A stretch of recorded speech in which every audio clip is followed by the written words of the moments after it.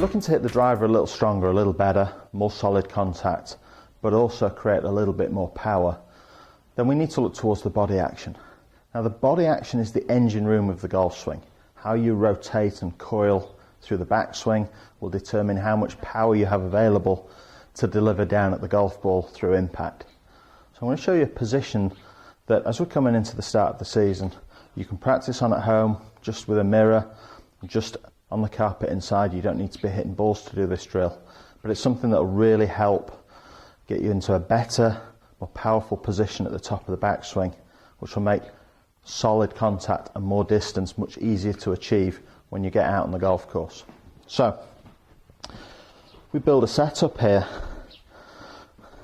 We build our stance. You can see that at the address position I'm trying to essentially line up vertically the major big joints in my body. So shoulders, hips, knees and ankle down both sides are essentially lining up over the top of each other.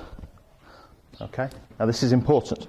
When we get into moving through the backswing, what we want to try and imagine is that we're turning the left shoulder inside the right knee.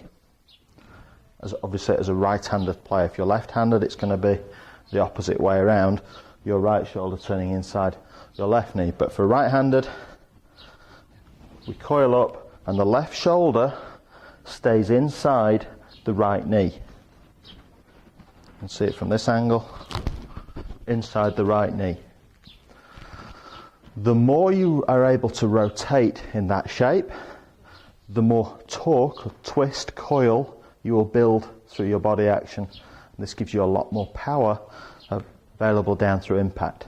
So, first point, we make an address and just simply in your posture practice turning your upper chest so that your left shoulder remains inside your right knee. What you'll find is once you get into that position, you'll recognise the correct position when it feels like you can't stand there for very long. It feels very tight, there's a lot of pressure. That's how you should feel at the top of the backswing. Remember, we're there for just a blink of an eye. So, turn inside the right knee, load and coil the upper torso.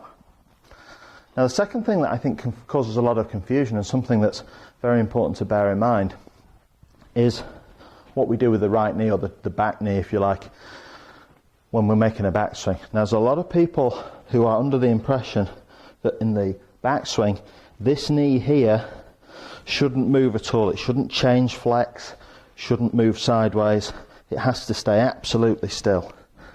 This unfortunately is not true. If you look at every great player in the history of the game, every great golf swing, they all have a position at the top of the backswing where this knee, the right knee for a right-hander, has less flex in it at the top of the backswing than it did at address. Okay? And again, I know a lot of people who are taught that this right knee should stay in place. However, as you're coiling your chest, turning the left shoulder inside the left knee, we need the right hip to work slightly back and behind you so that allows the pelvis to turn. So left shoulder inside right knee, the right hip works back slightly towards your right heel, and as a consequence this right knee is going to be slightly straighter.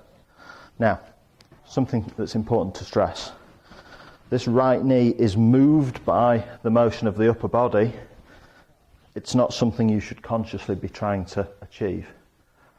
But I bring it up because it's very important that you cannot create the correct upper body position with the driver, with any club as a matter of fact, if you're trying to consciously keep that knee very still and very stable.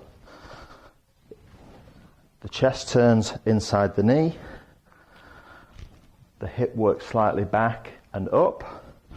The right knee, as a consequence, has no choice but to straighten slightly. So as you're hitting the driver, you want to build power, focus on shoulder, turns inside the knee. Don't let that knee stay absolutely static consciously. This rotation starts to build more coil. starts to build more power, and you'll find you'll be able to hit the ball further with less effort.